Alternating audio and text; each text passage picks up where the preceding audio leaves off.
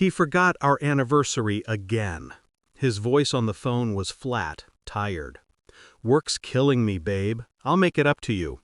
Then silence. I listened to the line until it clicked dead. I sat in the dark kitchen, candles melting on the untouched dinner I'd made hours ago.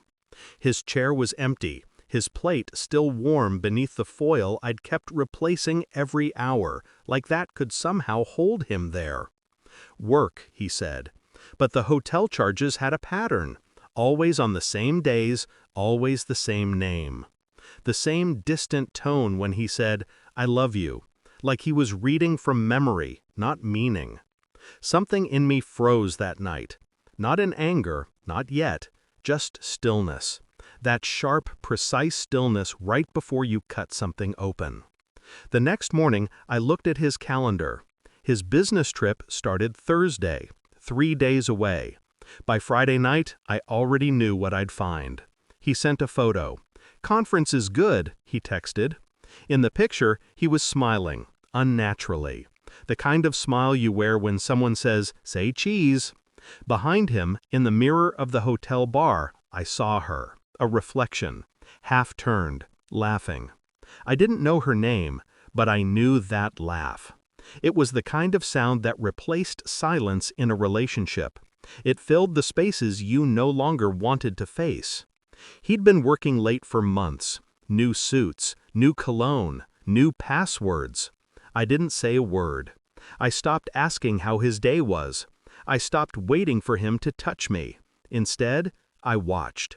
I learned his routes, his habits. I waited until his work trip matched the same dates as her social media posts. Every city she vacationed in, he had a conference. Every time he was exhausted, she was glowing. Then one night, she posted a picture of herself in a hotel mirror, wearing a necklace, a silver pendant shaped like a teardrop. The one I gave him for our 5th anniversary. The one I'd never seen him wear. My heart didn't break. It sank, quietly, efficiently, like a body weighted and dropped into deep water. I started collecting evidence like I was cataloging fossils. Receipts, timestamps, deleted messages, fragments of truth buried beneath excuses. He never noticed how calm I became. He thought it was distance. It was focus. I mirrored his tone, his rhythm. He said, "Love you." I said, "Love you too." He said, "Don't wait up." I didn't. Every move was deliberate. Every smile rehearsed. Every kiss timed to the second. I downloaded an app that backed up his messages. He hadn't changed the password. Arrogance often hides in familiarity. The texts were clinical, efficient. Her name was M. He called her his peace. He told her I was distant, cold. He told her he wished I'd stop keeping score. I didn't cry. Tears are currency. He didn't deserve mine. Instead, I printed everything, pages upon pages of small betrayals. I sealed them in a black envelope. When he came home, I made his favorite dinner. I even laughed at his jokes. He kissed my forehead, said he missed me. His lies had a rhythm now, smooth and predictable. He didn't notice that I'd stopped drinking wine. I needed a clear head. The next morning, I told him I had a surprise. He smiled, like a man forgiven. I told him to meet me at the cafe where we had our first date. He arrived first. He always did when he thought he was being adored. I walked in, calm, composed. He stood to hug me, but I didn't move. I placed the black envelope on the table. He frowned. "What's this?" I said nothing. He opened it. Each photo, each message, each timestamp slid into his trembling hands. His face drained of color. Then, silence. That long, suffocating silence between realization and confession. He looked up. How long have you?" "Long enough," I said. He reached for my hand, desperate, pleading. I didn't pull away. I wanted him to feel the illusion of hope for a second longer. Then, I said, "She wore it."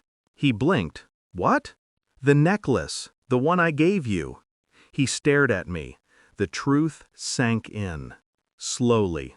Painfully. That was the moment his world cracked. He came home that night. I was gone. The house was clean, the bed made, the drawers empty. On the kitchen counter I left a single thing: his phone, open to a scheduled post. At midnight it went live, an album of photos, him and M. His texts, his promises, her necklace. No caption, just the date of our anniversary. By morning, he'd lost everything: his job, his reputation, his mask. I didn't stay to see it happen. I was already driving north. The dawn was pale and sharp like new glass. He called. Once, twice, then silence. That silence was mine now. I live quietly now. Different city, different name on the mailbox. Sometimes I see couples in cafes, hearts in their eyes, fingers touching across tables, and I wonder how many of them are already lying to each other. I don't feel anger anymore, just precision, understanding. He taught me that betrayal isn't chaos, it's structure, it's pattern, and once you see the pattern, you can cut it cleanly from your life. I never confronted her. She wasn't the architect, just the accomplice. But I hope every time she touches that necklace, she feels the weight of what it cost. I never took revenge. I just told the truth. And the truth was enough. Now, when I close my eyes, I see him in that cafe. The shock, the ruin, the realization that I'd stopped loving him long before he stopped pretending. And for the first time, I felt peace. Not forgiveness, peace. Because some endings aren't loud. They're clean, like cutting through silk.